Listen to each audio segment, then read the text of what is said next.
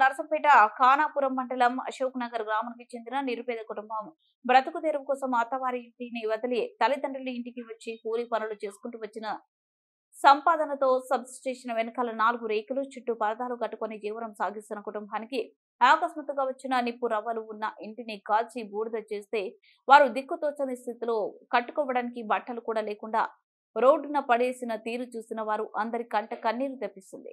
వివరాలకు వెళ్తే sub station వెనకాల చిన్న పూరి గుడిసెలో జీవించే సారా సరిత సాంబయ్య దంపతులు కూలి పనులు చేసుకుంటూ జీవనం సాగిస్తున్నారు.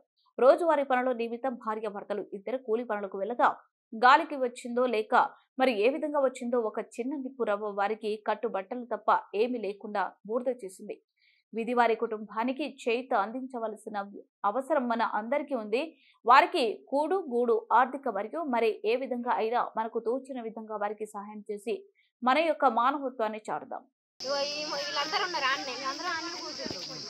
ఎవరో మొత్తుకుంటారు కానీ చెప్పగానే ఆన్ నుంచి అందరూ ఊరుకొచ్చింది.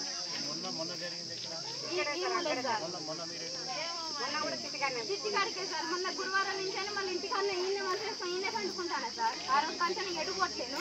ఇవాళ పోగానే మళ్ళీ ఇవాళ ఇదే పని చేసి